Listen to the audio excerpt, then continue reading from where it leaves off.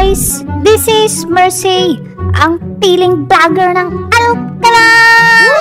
So for today's video, pupunta pala kami sa St. Padre Pio sa Santo Tomas, Batangas. Nag-aya ang aking asawa dahil siguro hindi siya busy ngayon. On the way na pala kami ngayon. Sabi ng mapa, 1 oras daw kami bago kami makarating doon. Pero syempre, dumaan kami sa tamang daan kung saan mapapabilis ang biyahe. Pagkadating namin dito sa Santo Tomas, saka naman naging traffic. Pero okay lang kasi alas 9 pa yung misa. At ayan na nga, nakarating na nga kami dito sa St. Padre Pio. Grabe, bungad pa lang, ang dami na lang tao. Ayan pala yung mga schedule ng mass dito. Pagkadating na namin, sakto naman nag-start na yung misa. Grabe, punong-puno ng tao. Kaya dito na lang kami sa labas nag-stay. As you can see naman, punong-puno talaga. Siguro it's first Sunday of October or sadyang madami talaga. Hindi ko kasi alam kasi nga first time ko pumunta dito. Kaya sa mga taga Batangas dyan, siguro isa itong dinadayo ng mga ibang lugar. Parang kami, taga Cagayan Valley kami. O eto, nandito na kami sa Batangas. So, going back to my video. Katapos ng misa, pumunta na kami sa kainan. Aba, syempre, kung kainan, alam mo naman ang aking asawa. Magtatanong lagi yan kay Mr. G kung saan ang masarap na kainan. So, dito nga pala kami dinala ni Mr. G. Dito sa Pivana Roots Cafe. Ewan ko kung Pivana or Pivana. Basta Vana.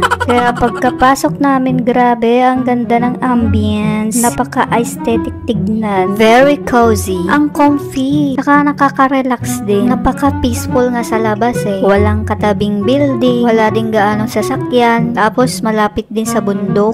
Kaya di ko alam kung bakit sila nagpatayo ng ganitong kabonggang business. Eh walang mga katabing kabahayan ito. Yung parang nasa subdivision ka tapos ito lang yung nakatayo. Ganun. Kaya napapaisip ako kung may na-income ba sila dito. Pero habang tumatagal may dumadating naman na mga customer. Kasi masasarap naman yung mga pagkain nila. So, going back to my video, tinatanong ng aking asawa kung anong aking gusto. Sabi ko naman, ikaw lang ang aking gusto.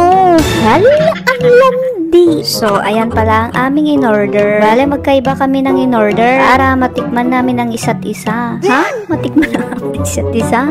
Nakikita nyo naman sa video, bale half kami sa ulam ko, half kami din sa ulam niya. Tapos nag-order din kami ng halo-halo. So all in, masarap guys. Kaya pag nagpunta kayo dito sa Batangas, well recommended siya.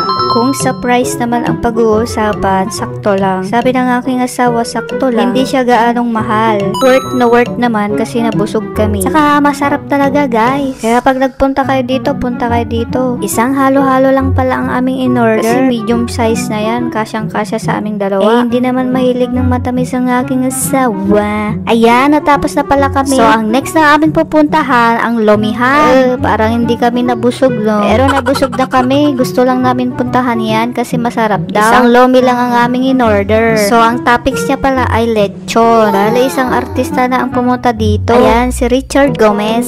So, after namin naglomi, syempre, sa next kainan naman. Char. Hindi, uuwi na kami, guys. Ayun lang ang aming pinuntahan doon, ang mas at saka kainan. Ayan, dumaan na ulit kami sa tamang daan. Natimingan ko nga na video itong si Mega Sardines. Baka naman. So, ito lang ang aming ganap for today's video. Hanggang sa muli. Thanks for watching. Bye-bye!